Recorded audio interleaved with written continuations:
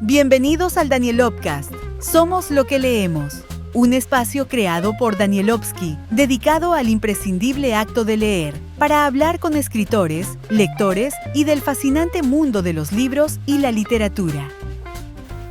Bueno, arrancamos con este episodio 6 de este podcast que he titulado Somos lo que leemos y presento con mucho gusto al gran Paco Pérez, amigo ya de hace unos años, de algunos años, y pues a quien me da mucho gusto tener en este espacio para hablar de algo que nos encanta, que es hablar de fútbol, pero hablar también de literatura. ¿Cómo estás, mi Paco? Son dos grandes pasiones, mi Dani. Muchas gracias por la invitación. Un gusto, muy contento. Gracias por recibirme aquí en este lugar tan padre. ¿Cómo quedó? Increíble. Está muy bueno. Así que haya muchos libros de todo y que un libro te lleve de plática en plática. Pues ya te los tengo medio desordenados. A ver, tengo ahí la sección de fútbol y estaba buscando. Ya aquí tenemos una serie de libros de los que vamos a hablar y no encontré el de Dios es redondo, pero por ahí debe estar traspapelado, mi querido Paco. Ya saldrá y cuando salga vas a comentarle algo a alguien de ese y vas a ver que ahí te vas a ir como una beta. Oye, mi Paco, platícanos en qué andas ahorita en la vida. Pues mira, tiene unos años que inicié una agencia de comunicación con un amigo, con mi socio Diego, y pues ya llevo un rato dedicándome de lleno a eso. En algún momento lo alterné con el trabajo periodístico. Estaba en AD, lo que era el AM de Querétaro. Pero ya de un par de años para acá decidí completamente, pues ahora sí que a mi bebé, ¿no? A la agencia. Y ahí estamos ya dándole con todo eso. ¿La agencia tiene nombre futbolero? Se llama Enjoyers. Hay una anécdota que sí tuvo nombre futbolero en algún momento porque Diego, igual que yo, es futbolero. Le pusimos 4-3-3. Exactamente, ahí me quedé. Era esa, y en aquel momento, pues ya sabes, cuando luego uno abre un negocio, tiene un nombre al inicio y luego muta, ¿no? Uh-huh. Por alguna razón. Nos pasó eso y ahora se llama Enjoyers. Uh-huh. Sí, muy al inicio fue 4-3-3 y ya de 4 años para acá es Enjoyers y ahí estamos dándole. Oye, mi Paco, ¿qué cambios tan bruscos, tan radicales se han dado en el tema de la comunicación con todo esto de inteligencia artificial y diario salen aplicaciones nuevas y yo me siento que estoy en la edad de piedra? Hay que estar constantemente actualizándose o estar al tanto de lo que está surgiendo en este terreno.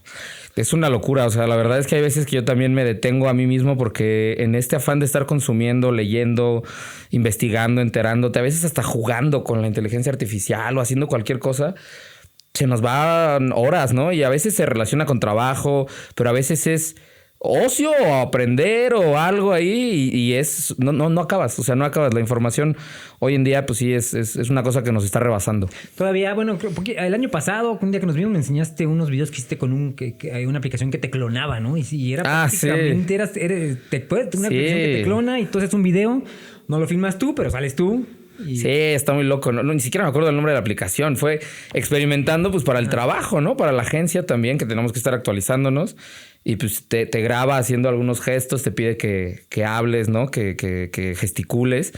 Y le das un tema y te lo desarrolla, ¿no? Y ya pues es como si estuvieras hablando. Claro, o sea, pues uno se nota a sí mismo diferente.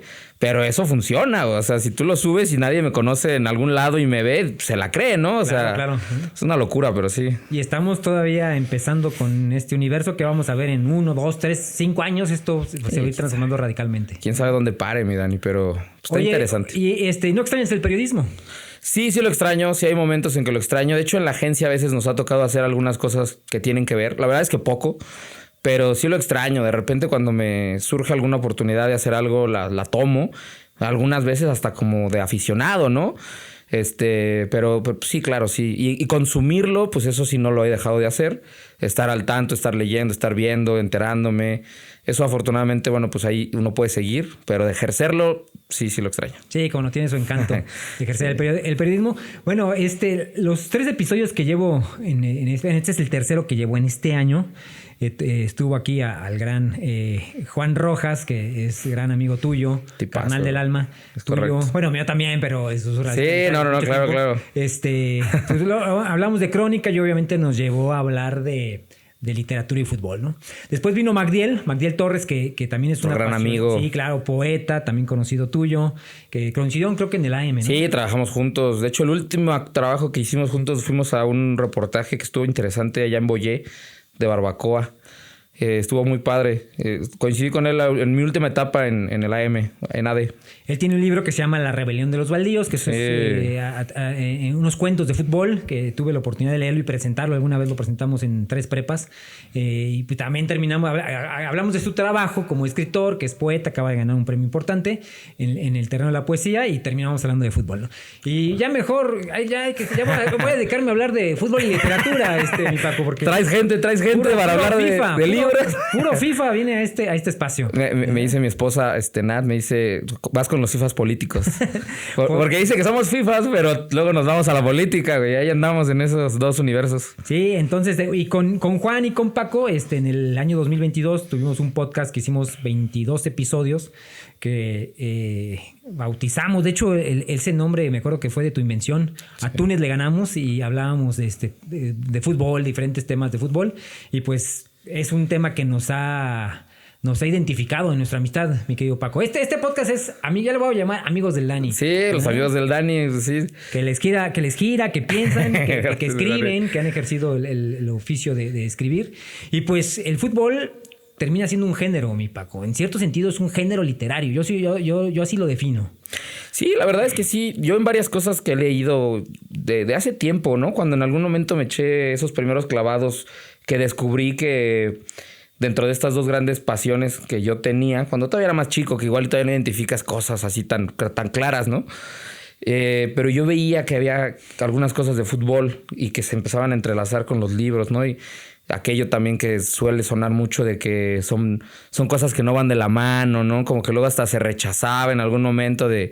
Creo que Galeano es el que habla mucho de eso, de cómo como que rechazaban o ninguneaban a los literarios o a la gente con cierto grado cultural, ¿no? Que escritores que hablaban de fútbol como que los hacían menos.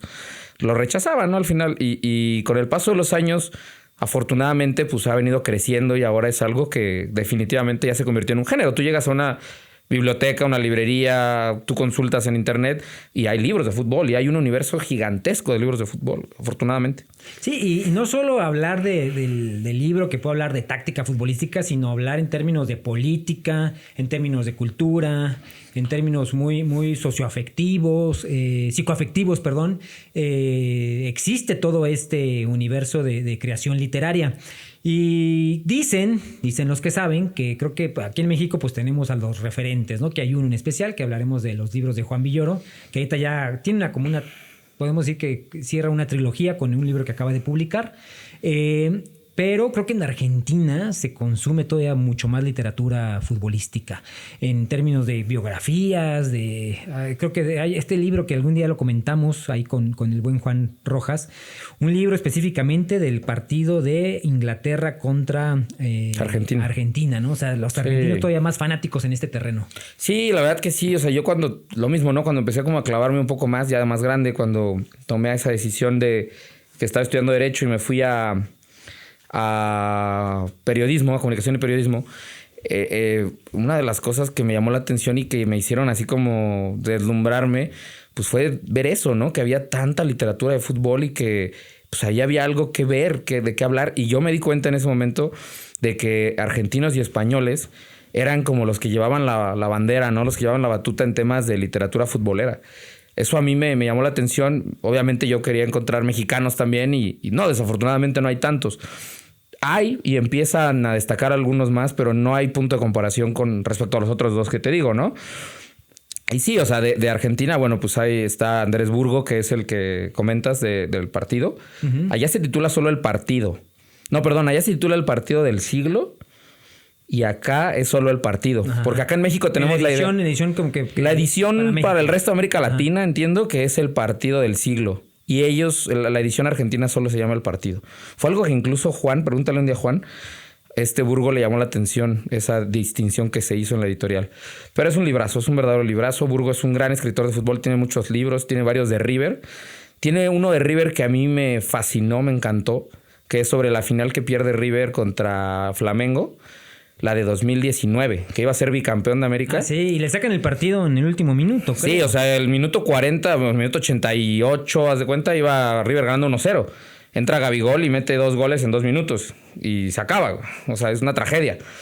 El libro es del traslado que hicieron de Buenos Aires a Lima. en autobús. Ajá. El viaje de nuestras vidas, me parece que se llama. Y De hecho, es un librazo. ¿Cómo se llama él, el autor? Andrés Burgo. Juan y yo un día, en el 2016, impartimos un taller de literatura y fútbol. Ah, lo invitaron en una videollamada. Sí.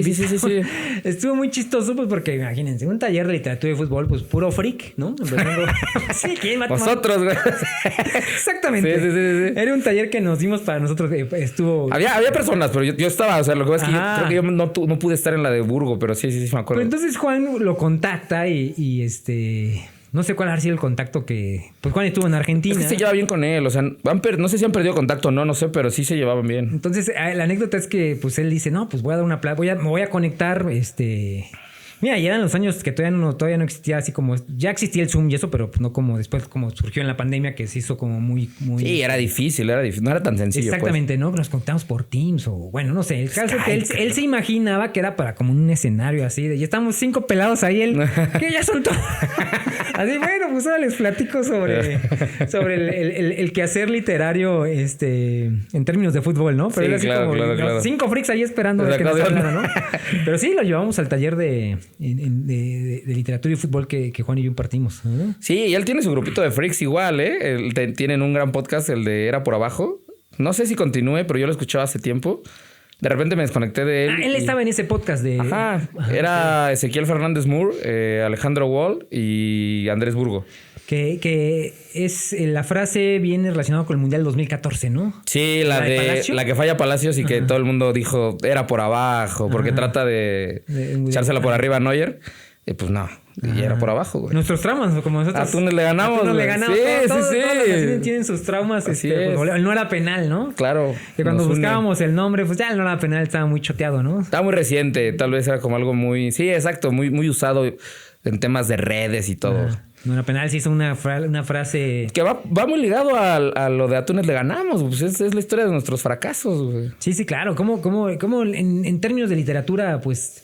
lo bonito de la literatura de escribir de fútbol es que se escribe como Juan Villoro. Juan Villoro no te habla de táctica futbolística. Juan Villoro te habla de lo que acontece alrededor de los estadios, de lo mismo lo que hace Caparrós y muchos otros. Es lo que sucede en las tribunas, de lo que sucede en la política, del fútbol que bueno, Maradona, que era un gran...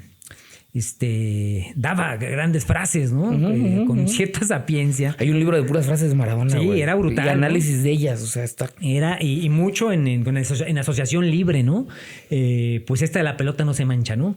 Pero pues tú ves el contexto futbolístico de una FIFA totalmente podrida, corrupta, todos los organismos internacionales, los gobiernos, ¿no? Cómo meten las manos en un deporte tan popular, pues ahí muchos escritores se dedican a escribir sobre esto. ¿Y tú, a quién has leído, mi Paco, o quién te ha marcado en términos de literatura futbolera, textos que traigas en tu estructura literaria? Mira, la verdad es que sí soy un freak de la literatura futbolera. Tengo una colección de libros que he ido construyendo a lo largo de años. Y pues hay algunos que se me empiezan a quedar atrás, ¿sabes? O sea, con este afán de seguir leyendo y consumiendo. Claro, están los que siempre para ti van a estar presentes, que te marcan. Que pues yo me inicié en todo esto, creo que como muchos de los loquitos de la literatura y el fútbol, pues con Eduardo Galeano muy probablemente, con...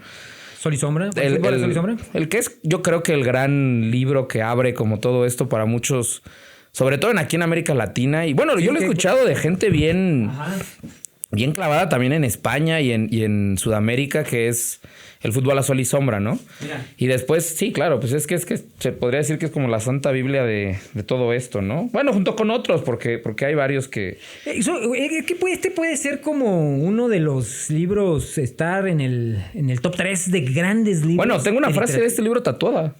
Ah, ¿tienes un tatuaje de esa frase? Aquí en el chamorro. ¿Qué dice? El de la pelota rueda, el mundo rueda. Ah, okay. Es en el último capítulo. Me quería hacer la frase con la que cierra el libro, que me la sé de memoria, que es la de Vamos a hacerte un examen. A ver.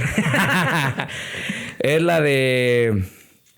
Y yo me quedo con esa melancolía. No te vayas a tatuar, este libro se terminó de imprimir. Sí, tantos ejemplares. Y yo me quedo con esa melancolía irremediable que todos sentimos después del amor y al final del partido. Okay, esa es la frase con la que cierra el libro, pero era muy larga. Bueno, es que aquí ya trae ya son ediciones modernas que traen... Sí, en el del 97 me parece que lo termina, que es la primera edición. Ese último capítulo es un capitulazo, pues. Es un cierre de libro nada más, ¿no? Y es Rueda la pelota, el mundo rueda. Y esa es la que yo me hice. Oh, qué bonito. No, pues si eres un fanaticazo de la literatura del fútbol. Sí me gusta mucho. Y te digo, la última frase me gustó mucho y la usé durante muchos años en cosas así que escribía, que hacía, como que buscaba hacer apología a esa frase, pero bueno... Seguimos consumiendo y por ahí llegaron otros, ¿no? Que me enseñaste hace rato es uno de los que también me marcaron y que me hicieron seguir, ¿no? Que es de Fiebre en las gradas de Nick Horby. Ok, hay hasta película, creo, ¿no? Hay 2 versiones. O sea, está la película inglesa, que es pues del origen del autor, que está pegada al libro en cuanto a la temática, que es aficionado del Arsenal, perdón, que es un hombre en los años 90 vive ese título que ganan. Y está la versión gringa que le cambian el deporte, lo llevan hacia el béisbol. Ok. Y encuentran un igual, que es los Red Sox de Boston. Ajá. Y la verdad es que es una gran adaptación, la neta, es la de Amor en Juego, ¿no? No queda de ver después. Porque así no queda de ver, es una buena película. Digo, en inglés es Fever Pitch, como sería la traducción original del libro. Pero es una buena película, con Drew Barrymore. Está muy padre, o sea, yo la recomiendo. La otra es mucho más futbolera, mucho más inglesa, mucha cerveza, el amigo, pop. Muy inglés. Sí. O sea, es más apegada a esto, pero en realidad el libro es muy bueno, es un librazo. De películas, bueno, saltando un poco, ahorita regresamos a los libros, está esta película de Hooligan. Ah, sí, claro. También como clásico, ¿no? Sí. Que retrata todo el fenómeno de los hooligans en Inglaterra. Fue una que... Esa creo que es la que nos hizo también voltear mucho, porque hay otras, pero son más underground. Esa fue una que salió como a principios de bueno, como ya entrados los 2000, por ahí del 2005, 2006. Hooligans. Ajá. Con Elijah Wood. Sí, claro. El famoso... El Señor de los Anillos. Sí, el famoso Frodo, ¿no? Del Señor de los Anillos. Y de hecho, esa tiene una cierta... No sé si está basada como tal, o sea, en términos cinematográficos desconozco, pero también tiene una similitud con otro gran libro inglés de fútbol y de hooligans, que es el de Bill Beaufort, el de Fiebre, el de Entre los Vándalos, que es la historia de un periodista norteamericano que está viajando por Inglaterra y que en una estación de tren, un domingo por la tarde de lo más random, cuando los ingleses están así en la primavera que están yendo a jugar cricket, se encuentra 2 grupos de hooligans que se dan en la madre ahí en la estación de tren, que rompen la estación del tren, y él no entiende nada porque es estadounidense, él no entiende qué está pasando, no entiende por qué, y alguien le dice que es lo más normal, que son hooligans que se están enfrentando porque sus equipos se jugaron y se cruzan ahí en la estación. Y el compa pues dice, ¿qué me hablas, güey? ¿Qué les pasa? Y ya él se clava tanto. Es una especie de periodismo gonzo lo que hace. Está increíble, la neta. Y es un librazazazo también. Y se involucra con la que en ese momento era una de las firmas más peligrosas y más... pues sí, como más completas, más importantes del Reino Unido, que eran la del Manchester, el Red Army. Y tiene crónicas brutales de peleas en Turín contra la Juventus en una Copa de la UEFA. Y bueno, Hooligans, a lo que me llevó todo esto, pues tiene algo de eso. El periodista norteamericano que está en Inglaterra, digo, ahí lo novelan con la hermana y que la va a visitar y todo esto. La vi, pues no recuerdo, ahora traigo ciertas lagunas mentales, pero... Y él se mete... ¿La recuerdo bien la película? Igual sin tener mucha idea de nada. Le dice soccer al fútbol y todo esto y lo critican, lo revientan por eso y ya se empieza a involucrar con una firma que es la del West Ham en la película. Pero por ahí van como con estas ideas, ¿no? Te digo, algo basado en la novela de... Oye, regresando un poquito al libro de Eduardo Galeano, mira, de hecho, si tú la ves aquí dice 9 edición, Mundial Brasil 2014. Porque sí, es que lo han ido actualizando. Bueno, Galeano... ya no, lo fue actualizando. En vida le fue metiendo como estos pues, apéndices, ¿no? Este sí salió después de que falleció. Esta edición, déjame ver, porque ¿cuándo habrá muerto Eduardo Galeano? Como por el 18. Fíjate que yo ese libro, el de Cerrado por Fútbol, si no me equivoco, yo lo compré antes de irme a Rusia.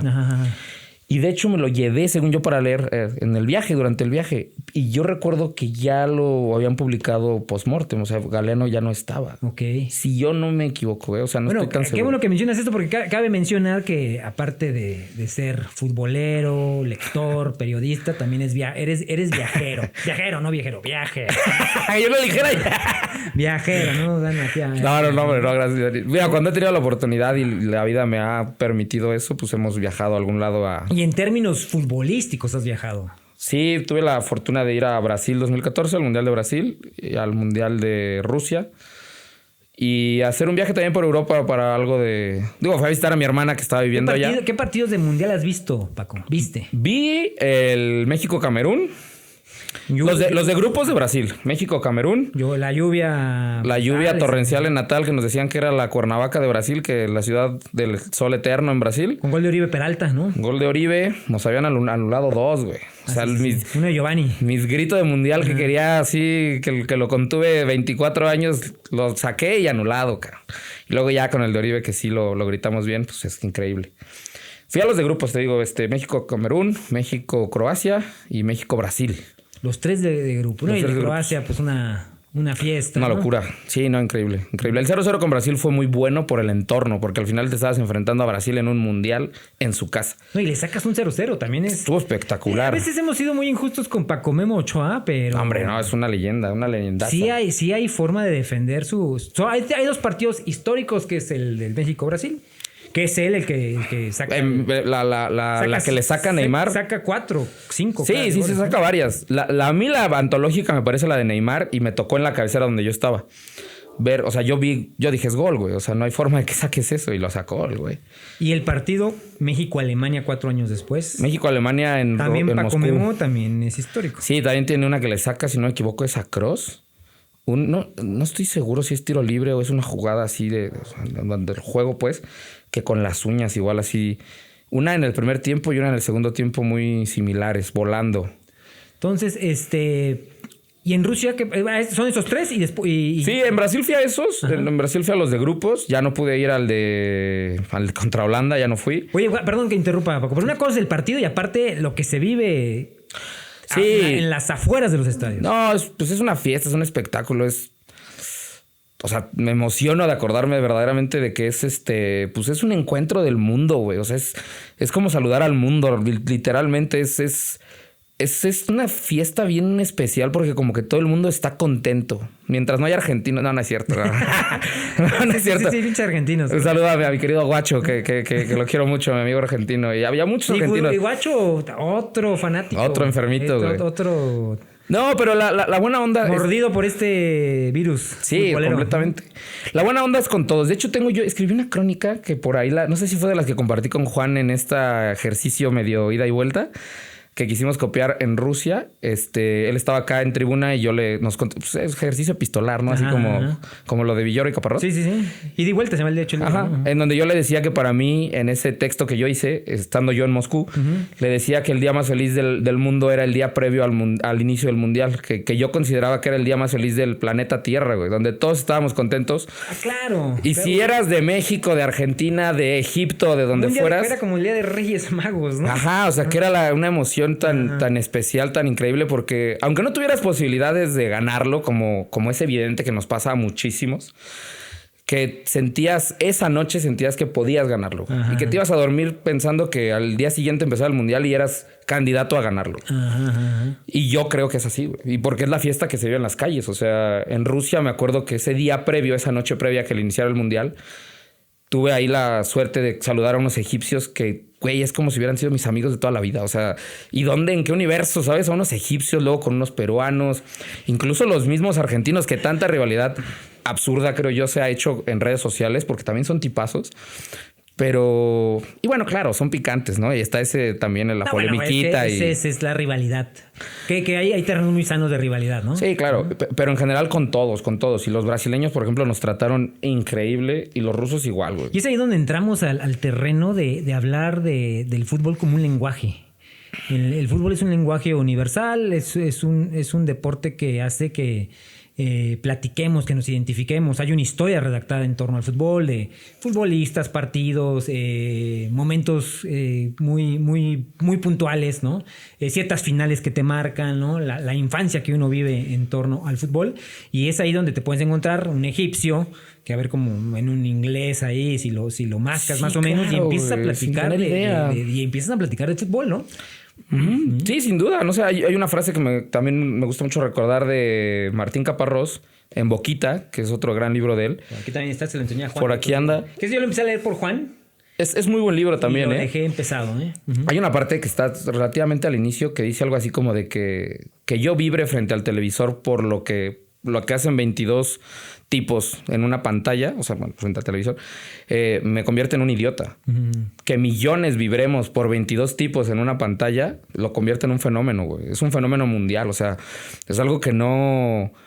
O sea, se nos va a ir la vida escribiendo libros y analizándolo y disfrutándolo y entendiéndolo, bueno, tratando de entenderlo y no lo vamos a entender.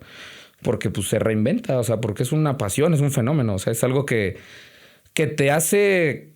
Que hay algo importante que eso es de los últimos libros que leí, me hizo reflexionar mucho sobre eso, que crea comunidad, güey. Y las cosas que crean comunidad a nivel mundial son eternas. O sea, no hay forma de que eso te desvincule, ¿sabes? O sea, y ahí ya te entras en terrenos complejos de los cuales yo no conozco y podrías hablar de lenguaje, de varias cosas, identidad. Pero bueno, en el fútbol hay todo eso también, ¿sabes? Entonces sí, yo creo que es algo muy fuerte que pues llega a estos terrenos. Oye, ¿y en Rusia fuiste a qué partidos?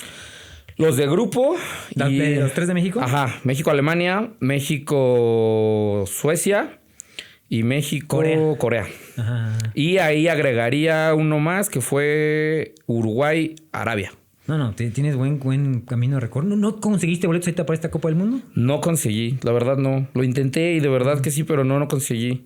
Ahora puedes pagar 120,000 pesos por ir a la inauguración, ¿verdad? Creo que sería un sueño, o sea, particularmente el saber que estoy en una inauguración. Sí pagaría 100. No, hombre, no los tengo ni. Deja que los tuvieran. Es que pinche FIFA, la verdad que la FIFA. No, fue una locura. Hay que ser críticos de que la FIFA ha hecho un espectáculo de élite, ¿no?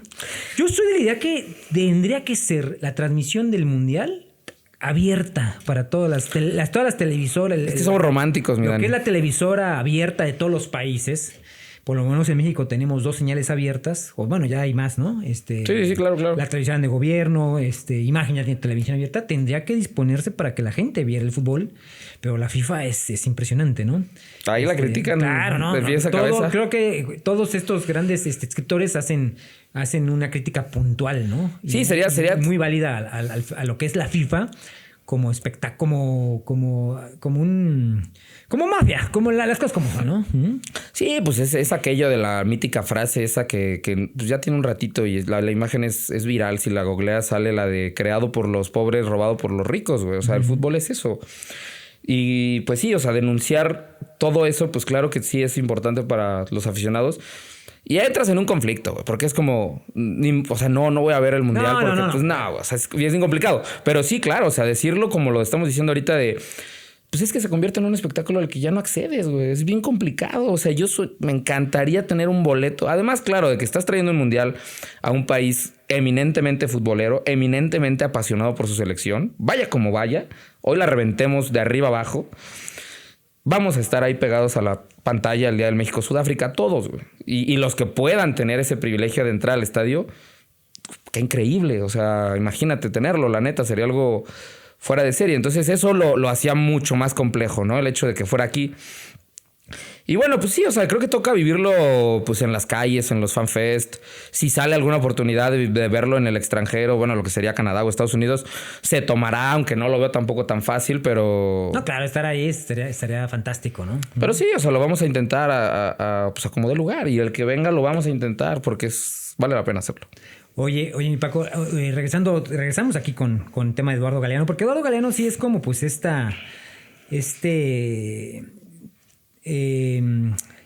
libro es como muy, muy emblemático en la literatura de fútbol, y yo creo que Galeano tiene, como lo hizo en su momento a lo mejor un Carlos Monsiváis, que no escribía de fútbol, pero son esta gente que le quita quita esta división o borra la frontera en lo que es la alta y la baja cultura, ¿no?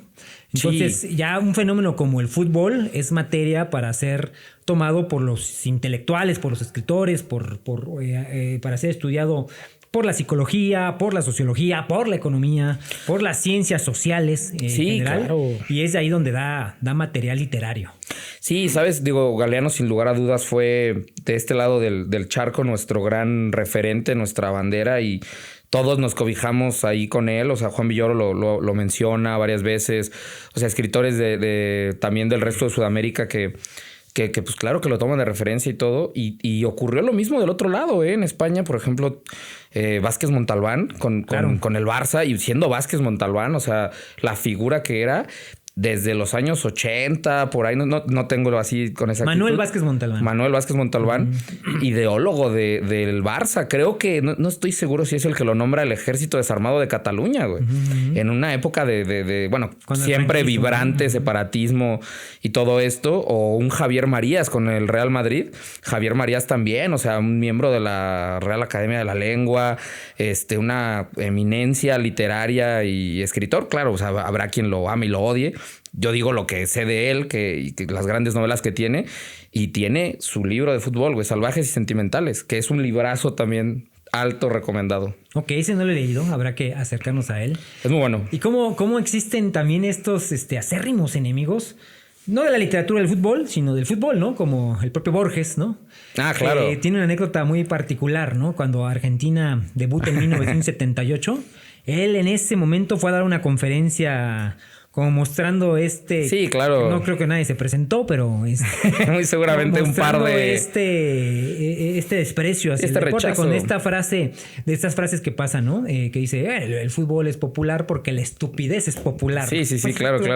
En ese sentido, Borges aborrecía este deporte, ¿no? Y mira que Borges muere en 1986, de hecho muere en junio del 86. Exactamente, él muere en Suiza, exactamente cuando la selección argentina está por ganar la Copa del Mundo, ¿no? No manches, no tenía ese dato. Sí, no hay que googlear las fechas, pero y después está este partido de Argentina contra Inglaterra, que es emblemático para la historia argentina muy contemporánea, ¿no?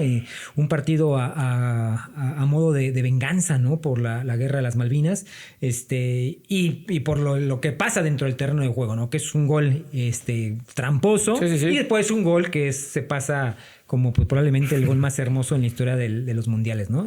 Y rodeado de toda la rivalidad con los argentinos, rodeado del contexto de la guerra y del imperialismo británico, pues Argentina le saca un partido, entonces se hace un partido digno de libros y de documentales, ¿no? Sí, claro, yo creo que este tipo de juegos, que los ha habido en varios, yo creo que tal vez no tan icónicos ni tan importantes o con tanto foco como que puede ser el más, sin duda.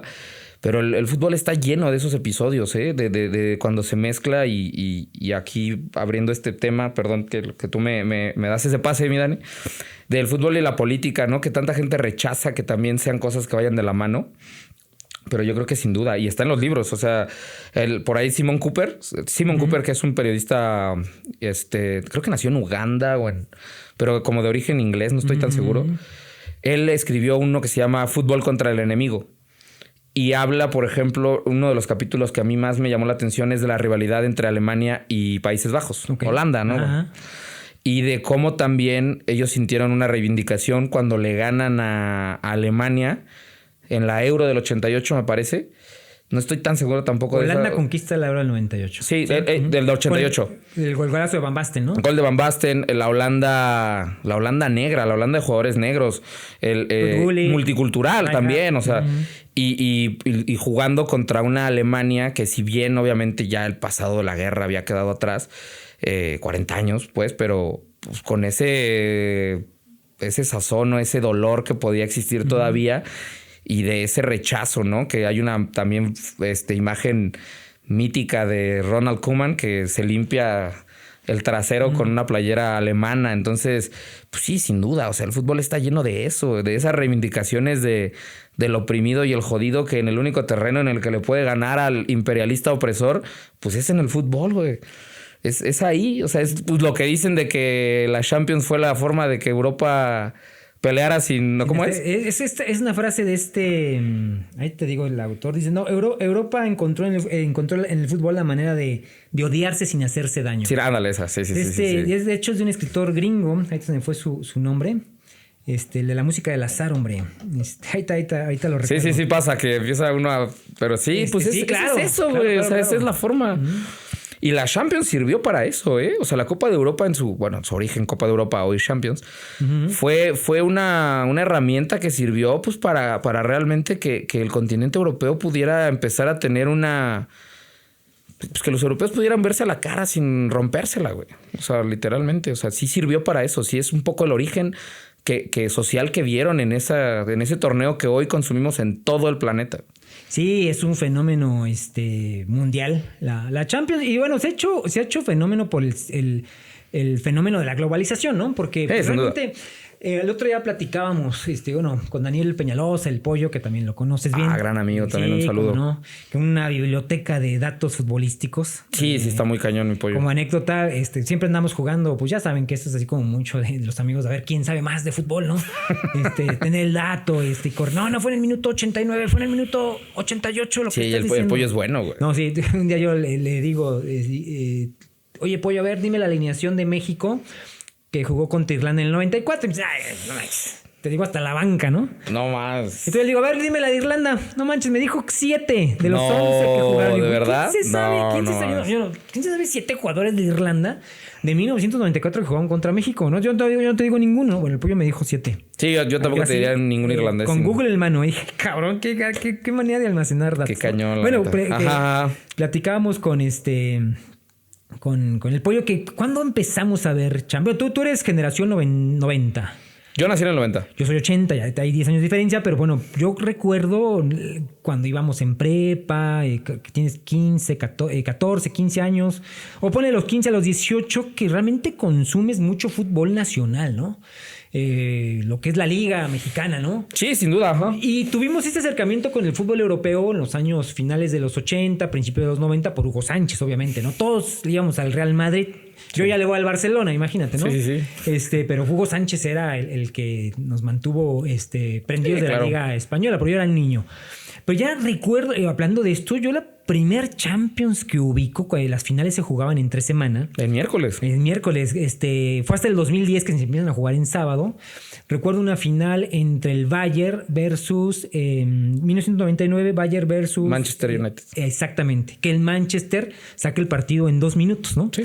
Esa fue como una primera final de Champions que yo disfruté, vi, me senté a verla. Y a partir de ahí, pues estamos entrando casi al nuevo milenio, ¿no? Sí, creo que se jugó en Barcelona, si no me equivoco, esa final. Se jugó en el estado del Barça. En el Camp Nou, ajá. Sí, exacto, sí. No, yo también. Yo te diría que la que me acuerdo fueron los penales entre el Bayern y el Valencia. ¿Te acuerdas que el Bayern le ganó una final de Champions al Valencia? Que había sido en 2002, 2000... No estoy tan 2002 seguro. Es el golazo de Zidane. Sí. Contra el Leverkusen. No, sí, el Valencia juega 2 muy seguidas. Una contra el contra el Madrid, que le gana el Madrid, que si no me equivoco es la del 2000. Y la otra, la del... Yo realmente, o sea, siendo yo prefiriendo, siendo aficionado del Madrid... Y eras niño cuando viste. Sí. Y era porque un tío había contratado DirecTV o Sky, no me acuerdo cuál de las dos, pero era algo que no era tan común. Claro. Y fuimos a su casa y nos invitó un día así igual entre semana. Y mira, está las Champions, que no sé qué. Y por ESPN, me acuerdo que la transmití en ese momento, no estoy tan seguro.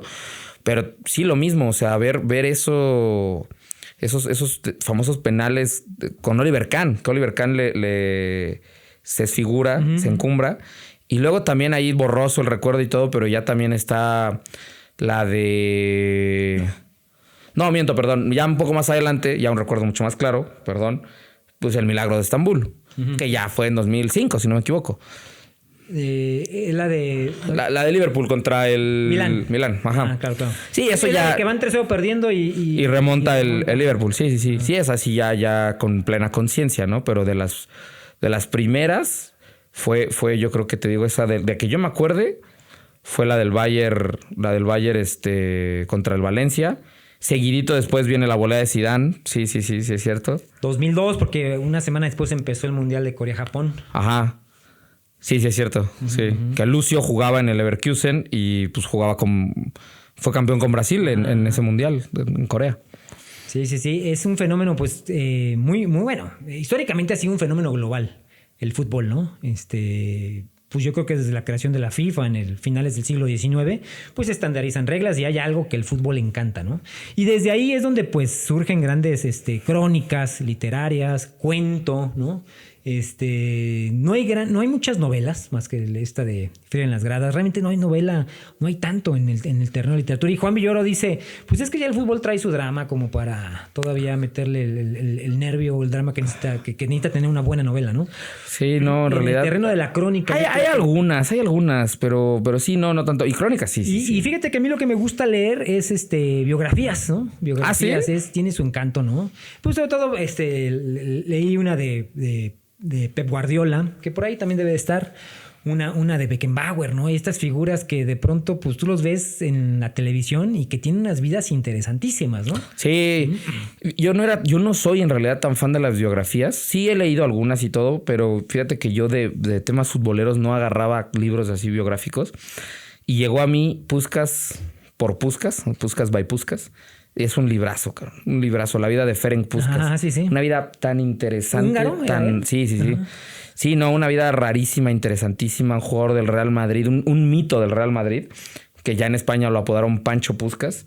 Y una leyenda de la Copa de Europa, una leyenda del Real Madrid, que llegó a jugar en el Real Madrid y tuve las imágenes con una panza así como la mía, cabrón. O sea, y pudiste haber sido figura. Sin duda alguna, güey. Hasta coincidíamos en el nombre, mira, Pancho. Pero era un jugador de otra época, ¿no? Por eso hacía referencia al físico, porque eran jugadores de otra época, güey. Es que hay una portada de un libro que se llama Mentiras del Fútbol, donde viene Puskás con esa panza que tú me estás describiendo y se hace leyenda del... Sí, y tiene... Es una... De hecho, de él creo que hacía de haber también por ahí una novela, porque es una leyenda es el máximo ídolo de Hungría, que es un país muy futbolero. Oculto o no mediático, pero es eminentemente futbolero. Esos güeyes ganan con buenas hazañas.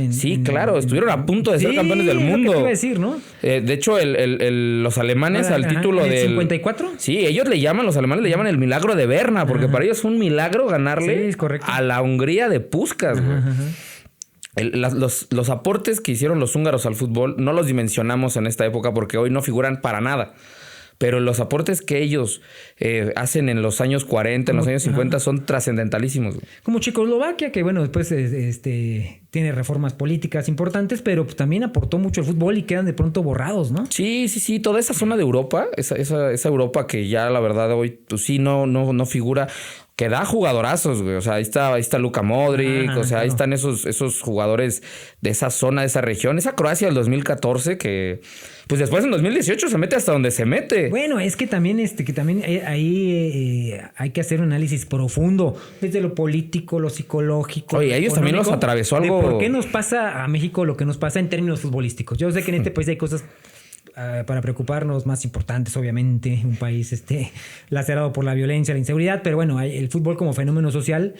Tienes un México que barre a Croacia en el 2014. Los barres, ¿no? Con una Croacia muy presentable, ¿no? Una Croacia que ya empezaba... Modric, Rakitic, Pulisic. Correcto. Y 4 años después, Croacia se mete a la final del Mundial. Sí, lo que tuvieron sus jugadores fue rodada. Fue rodada en las grandes ligas, güey. O sea, fueron 4 años de Luka Modric de ser campeón de Europa, ¿no? Simplemente. Y pues llegan a la final, la pierden contra Francia, pero hacen un mundial muy impecable.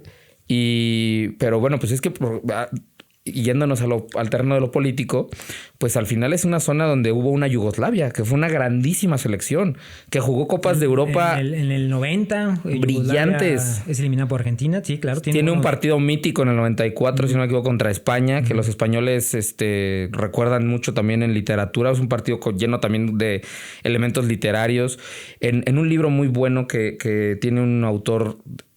Se me fue el nombre, pero se apellida Pereira, es portugués. Se llama Sueños de la Euro. Hace un resumen de todas las euros hasta 2016, si no me equivoco.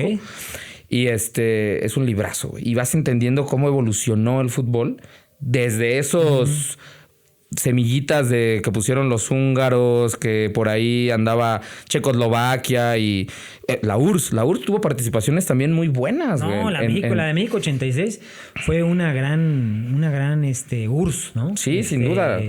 Se meten a... De hecho, dice probablemente el mejor partido de ese mundial. Bueno, está la Argentina, Inglaterra, que es todo el reflector por lo que pasa en el partido. Lo que acabas tú de escribir de la URSS, es correcto, ¿no? Ajá. Que gana, entra como primero de grupo por encima de Francia y pierden en un partido que es rarísimo. Un partidazo contra Bélgica. Sí, como que no... Bueno, digo rarísimo porque todo indicaba que podía ganar la URSS, pero sí, Bélgica lo supera.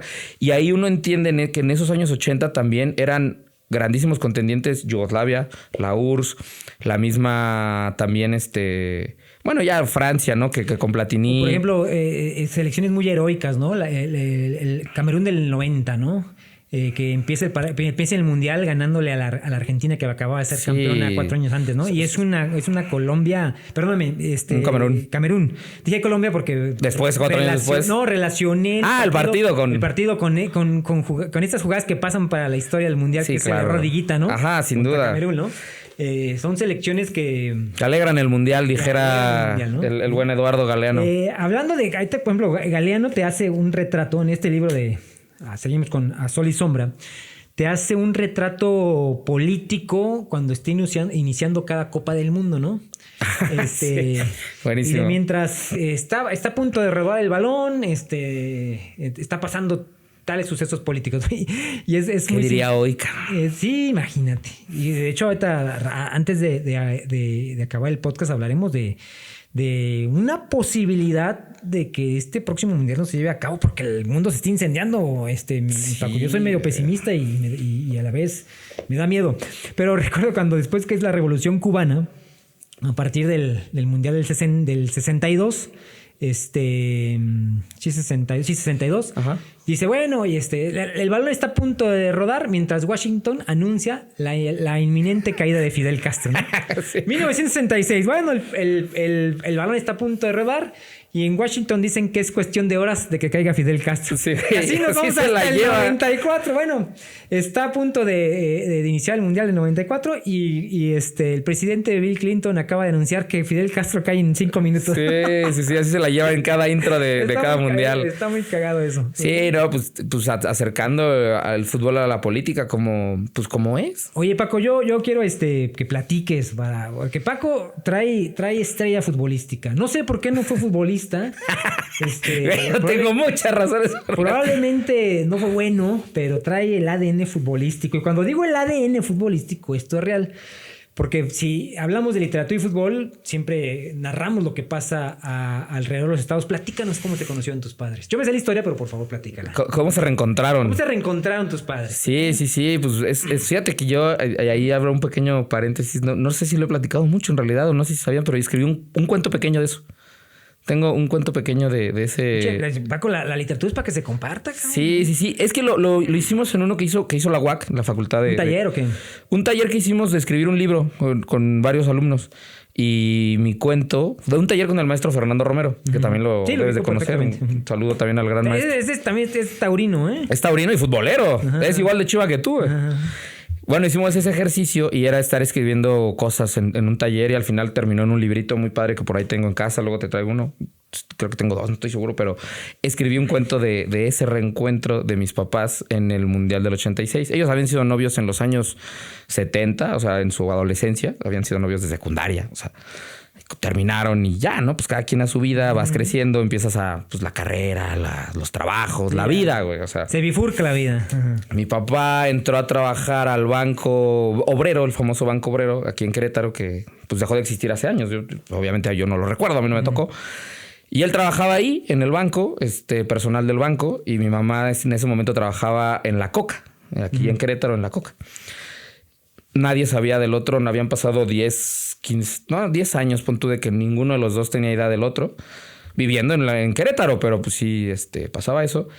Y mi mamá compró, y eso lo platican ellos, mi mamá compró su serie de boletos con Coca, que pues Y en ese momento era 1000 veces más fácil que hoy. Sí, claro. Ella compró su serie de boletos para el Estadio Corregidora para ir y creo que por ahí le dio a uno de mis tíos. Ella fue a varios, etcétera. Ella hasta dice, tiene una foto muy padre con un concierto de los escoceses aquí en el Auditorio Josefa. Muy nuevo estaba y los escoceses trajeron gaitas y tiene su foto y dice que ella iba a esos eventos culturales porque sí le creo, sí es así, ¿no? Y mi papá es otra historia, es otro lado de la... Y él estaba, bueno, trabajando en el banco y un compadre... Tu mamá alta cultura y tu papá... Baja cultura. Sí, claro, güey. Y ya mi papá él no tenía boletos, creo que también él hizo por comprar algunos y fue a algunos juegos. Y en alguna ocasión creo que un tío hermano de él le dio uno para que fuera con una prima mía y bueno, esas cosas, ¿no? Pero él no tenía idea no tenía boleto para el España-Dinamarca. Los famosos octavos de final España-Dinamarca. También un partido muy recordado por los 4 goles de Butragueño. Sí, es un partido también histórico. Y bueno, entonces mi papá no tenía idea de ir, pero su compadre de ahí del banco, un amigo, le dice, oye, vamos, güey. Anímate, vamos, que no sé qué. Y ya, pues, no, ¿cómo crees? Vámonos. Ya se fueron, ¿no? Al estadio. Sin boleto. Sin boleto. La ando quemando, pero pues está bien. Es parte de la anécdota. Y andaban de traje porque pues al final estás en el banco y todo, ¿no? Que se empezaron a acercar a la entrada de jugadores. Y no, es que somos del comité organizador, que no sé qué. No, gafetes. Pero pues estaba a reventar el Corregidora. Y que se pasaron, que se colaron en la puerta de jugadores de hoy que ubicamos todos del Corregidora. Era otra época. No, es que lo tienen allá adentro, ahorita nos lo dan. Bueno, pásenle. Y se meten los dos de traje. Sí, por dar traje te da la autoridad, sí, ¿no? Pues, sí, claro, porque la gente no iba así al fútbol, o no va así. Y entonces ya se meten y todo y dicen, no, pues ya cuál acreditación, cuál boleto, cuál nada, vámonos. Y ya se clavaron ahí en una parte del estadio. Ya fue el partido, el histórico juego del buitre, que tuve la oportunidad de preguntarle por ese partido un día que vino aquí a Querétaro, al Corregidora, y el buitre lo emociona. O sea, todavía hoy lo recuerdan por ese juego. Y bueno, ya se da todo, termina el partido y ya pues saliendo, que en la explanada del estadio, dice mi papá que él iba con su amigo platicando así pues del partido y todo, y que le gritaron, Paco, o sea, que le hablaban, ¿no? Y que mi papá ni en cuenta y que su amigo le dijo, te hablan, güey, te hablan a ti. A mí, ya voltea y era mi mamá. Mi mamá lo vio, lo saludó y a partir de ahí, bueno, volvieron a platicar, volvieron a cambiar teléfonos y salieron y luego ya pues, se volvieron a ser novios y se casaron 2 años después.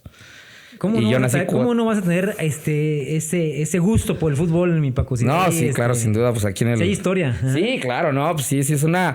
Les gusta mucho platicarla a mis papás, nos lo platicaron desde niños y a nosotros nos gusta, a mi hermana y a mí nos gusta escucharla y platicarla porque pues sí, nos vincula a esto, güey, a lo que nos gusta, nos apasiona, que es el fútbol, que es Querétaro, el Corregidora y todo lo que rodea, ¿no? Sí, yo conozco mucho a la familia de Paco. Bueno, mucho es un decir. Tengo grandes recuerdos con los Pérez Peñalosa, ¿no? Ajá, con primos. Sí, cuando Paco y yo somos diferentes generaciones. Yo le llevo 10 años, ¿no? Pero ubico mucho a los Pérez, muy taurinos, muy fiesteros. Sí, a Fernando, a Memo, ¿no? Sí, claro, futboleros también, ¿no? Muchos años jugamos fútbol ahí siendo niños, ¿no? Y conozco ya después cuando me hago amigo de Paco mucho por el contexto del fútbol. Sí, por la universidad, por tribuna. Por tribuna. Tenía ahí en casa de tus padres ahí un bar. Un barecito con muchos artículos. Un futbolero, el famoso bar Don Paco. Y de los aficionados auténticos a auténticos, no Villamelones, que a los Gallos Blancos, al Querétaro Gallo. Fútbol Club, Paco duda. Es uno de ellos, Paco. Y que, toda la vida. Así como le gusta viajar, es fifi, le gusta ir al extranjero a partidos a partidos mundialistas, también has recorrido. ¿Cuántos estadios de México conoces? No tengo la cuenta, pero pues sí son varios. Pero la primera división probablemente conozcas todos. Sí, me faltan algunos. No conozco. No, ese no lo cuentes. No conozco Mazatlán, me falta Tijuana, me faltan Juárez. Pero pues sí, o sea, el Volcán. Hace 4 días estabas allá. Fui a Tigres Gallos allá con grandes amigos. Y a vivir ese encuentro que solo nos da el fútbol de cotorrear con la gente de otra latitud, güey, y eso es bien padre. Sí, o sea, el Azteca, los de Ciudad de México, pues sí, todos. El Nemesio 10, pues el Astras, el de los rivales, ¿no? El Astras, el de Jalisco. León, el Jalisco y algunos... El Jalisco hay que ir civil, güey. No, ahorita ya no iría, güey. No iría al Jalisco ni de broma, güey. Voy al Akron, bueno, al Estadio Chivas, ¿no? He ido a los desde aquí de Celaya, Irapuato, me aventé todos esos. con mucha nostalgia y también lo recuerdo con porque hay que añoranza, güey. Reconocerte que tú has estado con Gallos en las muy malas. Las de ahorita, güey.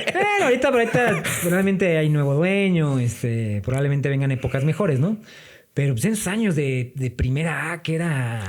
era muy doloroso, ¿no? Pues es que sí, siempre ha sido. Es una historia muy, muy dolida la del Querétaro y su afición. O sea, que tiene una afición muy férrea, muy, muy metida, ¿no? Pero al mismo tiempo también que, pues a veces media masoquista, cabrón. Pues es que no...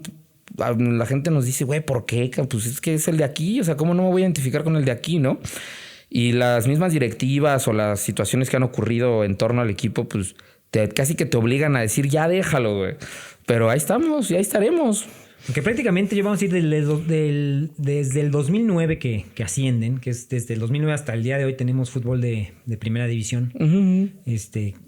Que ha habido 6 dueños, por lo menos, ¿eh? Sí, no, sí son varias administraciones. Grupo Imagen es la más decorosa por el tema de Ronaldinho. Sí, exacto. Grupo Imagen y pues lo que se hizo deportivamente hablando en esa época, sí, claro, fue muy valioso. Yo creo que es lo más exitoso en la historia de la franquicia. Bueno, del equipo de la ciudad, porque ya ni lo podré llamar franquicia. Ha habido muchas. Pero sin duda nos ha tocado la mejor época, ¿eh? O sea, haciendo ahí como un apunte a lo que dices. Sí, estamos en las peores y lo que tú quieras, pero son las mejores, güey. O sea... A mi papá, que era aficionado, bueno, es aficionado de Gallos, pero era aficionado de Gallos de niño, que él fue el quien me inculcó el irle al equipo de aquí, güey. Él le tocó en el estadio municipal, pues también épocas pobrísimas, güey. O sea, en donde no había nada, güey. O sea, no era nada más, pues por ser del de tu tierra, güey. Que leía yo ayer que con esta polémica, perdón el paréntesis, pero énfasis en eso, de que enaltecen mucho la Premier League y que dicen, no, pues es que ya ves que ahorita le ganó... digamos que la Liga le ganó a la Premier, ¿no? En Champions, la jornada de Champions que la fase que terminó. Y leí un comentario que me pareció muy atinado y decía, la Premier es mejor porque quien nace en Manchester le va a uno de los de Manchester, quien nace en Liverpool le va a uno de los de Liverpool, quien nace en Nottingham le va al Nottingham Forest. O sea, por eso es mejor, güey. Porque hay que irle al de la tierra, güey. Sí, o sea, claro. Y digo, no es crítica ni nada, en realidad eres libre de irle a quien tú quieras. Pero, pues no sé, eso es algo que se tiene, ¿no? Que pues a mí eso hizo algo en mí. Y dije, ¿tengo qué? O sea, ¿por qué no? Yo soy de aquí, le voy al de aquí. Pues sí, y así como los hay en todo el mundo. Fíjate que, bueno, es que es bien interesante. En términos literarios, en la geometría de la euforia, yo tengo mucho cariño por... Bueno, he perdido un poco la afición por el fútbol. Ahora me gusta escribirlo, leerlo. No se nota, mi Daniel. Espérate. Es que yo tengo mis traumas en el Querétaro. Sobre todo un partido. De hecho, tú sales en ese... Sí, salgo una foto mía. Juan sale ahí en el libro La geometría de la euforia que escribí. De esa crónica que hago sobre el descenso de Gallos, bueno, del Querétaro. Pero aparte que si es Querétaro, que si no era Querétaro, si era Gallos, no era Gallos. La franquicia de los Vázquez Mellado del 94, bueno, desde principio de los 90 hasta que descienden y desaparece, de hecho, la franquicia, que es 1994. Probablemente, si no hubiera sido por ese trauma, yo soy Chiva por herencia. Y paterna. Es algo muy normal que pasara, güey. Al final aquí hubo momentos en los que dejó de haber fútbol, ¿sabes? Y ahí como le dices a un niño que se identifique con el de aquí, pues no hay nada aquí, güey. Claro, eso es algo muy normal, te lo juro. O sea, de hecho a mí en mi infancia, a mis amigos que hoy son gallos a muerte, pues nacimos en los 90, en el 90, en el 91. Tuvimos una infancia en la que no había nada. O sea, en la que sí hubo un lapso de tiempo que no hubo equipo. Y pues volteamos a ver a la América, a las Chivas, a los Pumas, al Cruz Azul. Se inventaban estos bodrios como halcones de Querétaro. Pero no era nada que generara identidad. Hasta que ya éramos medio grandes, por ahí de los 10, 11, 12 años, que regresa el equipo. Bueno, no, regresó desde el 98. Pero que ya como que se cimenta otra vez y entonces los papás nos llevan a ese... Pues ya entiendes eso que te acabo de decir y volteas al de acá, ¿no? Sí, pero pues no pasaba nada tampoco con lo otro. Pues al final... Uno necesita el fútbol hasta cierto punto, voy a hacer que suene lógico esto, pues por un tema de identidad, por un tema de apego a algo, por una comunidad. Sí, claro, el sentido de pertenencia, todo. Por eso muchas veces el fútbol es materia de esta literatura. Claro, y está en todo esto, esa explicación, güey, a esa... aquello que dice Jero Freisas de que los que miramos fútbol no somos gente civilizada, pues no lo somos mucho, güey, pero tratamos de cultivarnos poquito. Oye, yo te quiero hacer mención de esta tesis. Chécate, son 2 tomos de una tesis doctoral que se presenta en España, en Barcelona, que es de Luis Alejandro Díaz Zuluaga. Y de esta la tengo así engargolada porque esta te la encuentras, si la googleas, la vas a encontrar en internet. Uh-huh. Pero yo creo que es de los máximos estudios que se han hecho en torno a lo quiero mencionar porque de aquí hemos aprendido mucho, Juan y yo. De aquí sacamos mucho material para nuestro taller que ¿En serio? dimos A ver, de literatura y fútbol. pero... Este es un PDF que te vas a encontrar en internet. No. Pero para que veas que es materia, el fútbol es materia de una tesis doctoral, No, literatura pues y fútbol, duda, ¿no? güey, sin duda Que alguna. se va a los orígenes de cuándo empieza a haber literatura y fútbol, que es desde en Uruguay, con buenos escritores a modo de cuento, y que después se hace todo un fenómeno en Latinoamérica. Retratar con letras, retratar con lenguaje literario el fenómeno del fútbol, ¿no? Obviamente se ve muy gorda porque son hojas de reciclaje. No, claro, lo entiendo.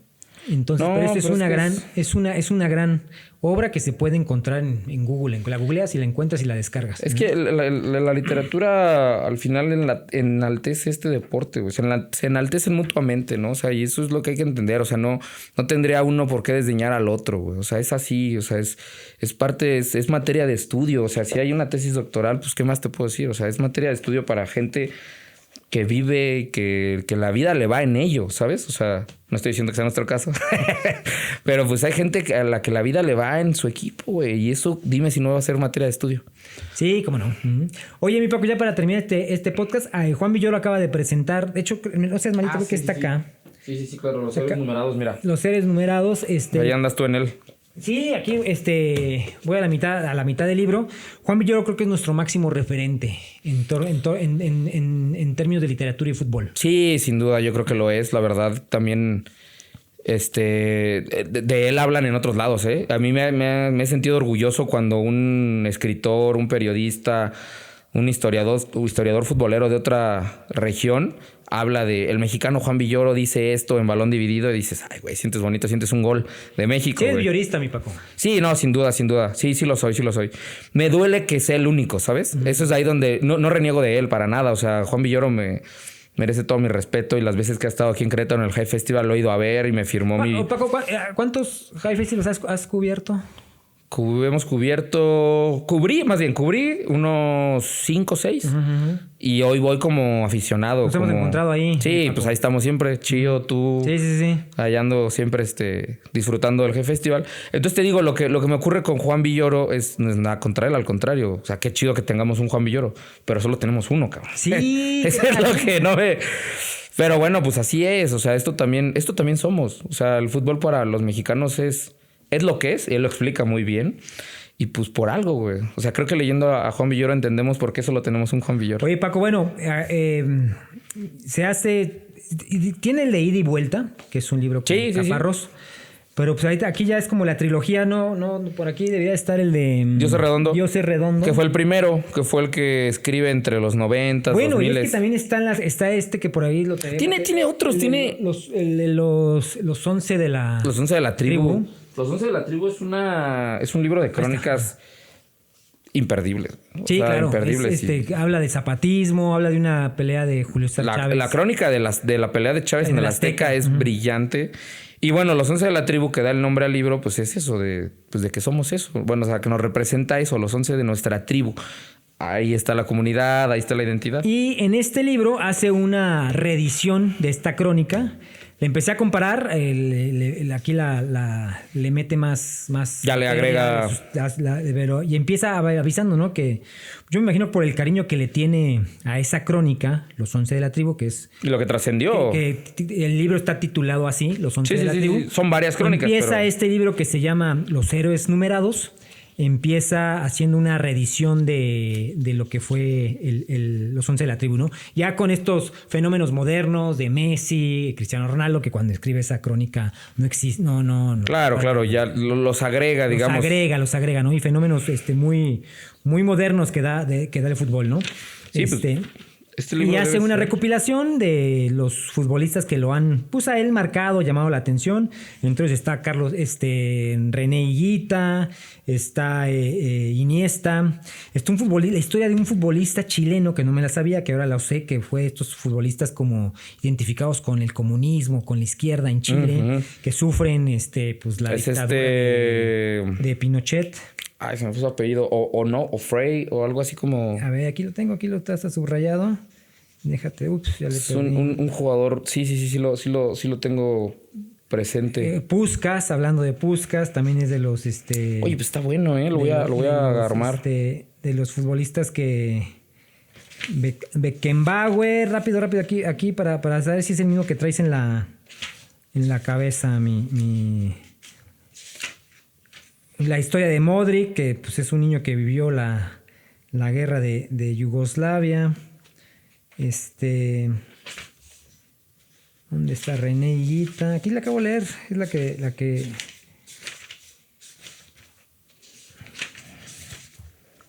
¿Quién dijiste tú? O Frey o... Casly. Es correcto. No iba por Frey, pero... Correcto, es correcto. Casly, ajá. Sí. Sí, él de hecho es famoso porque en un evento político no le da la mano a Pinochet. Pinochet, sí, aquí lo describe, ¿no? Sí, él evita darle la mano al dictador y putas, pues se gana el regaño de todo... Del oficialismo. Sí, claro. Y la familia de este futbolista pues sufrió la tortura del régimen, ¿no? Tan ligado el fútbol a las dictaduras latinoamericanas. Sí, también, podemos echarnos Nos echamos una hora, pero... Nada más, el tiempo se acaba, mi querido. No, está bien, ahí hacemos luego Paco, hicimos un recuento muy general de las lecturas. Te agradezco mucho que hayas... Hombre, para mí es un honor. Tú, mi Paco, eres un hombre ocupado y siempre destaco tu sapiencia, tu amor por este deporte, todo tu gusto por la literatura. Mira, Y hay que inventarnos algo, a ver qué... Ya hay que hacer algo, no hay que dejar Ya le dije a Magdiel, a Juan, yo trato... Ya hay que traerlos un día así. Un día nos sentamos un podcast y te juro que sale algo. Órale, Sí, no, con gusto. Cuenta Gracias, con ello. Paco. Felicidades. La verdad que vi los capítulos anteriores y grandísimos. Vamos muy lentos, pero bueno, hay que hacerlo. No, hay que disfrutarlo. Hay que disfrutarlo. Espero estar a la altura de los anteriores. Son grandísimos invitados tuyos y pues muchas gracias, mi Dani. Seguro, mi Paco. Y ahí estamos leyéndonos a ver qué nos inventamos. Leyéndonos y viendo fútbol y jugándolo. También de vez en cuando hay que jugarlo. No, ya estoy retirado. Gracias. Gracias, mi Dani.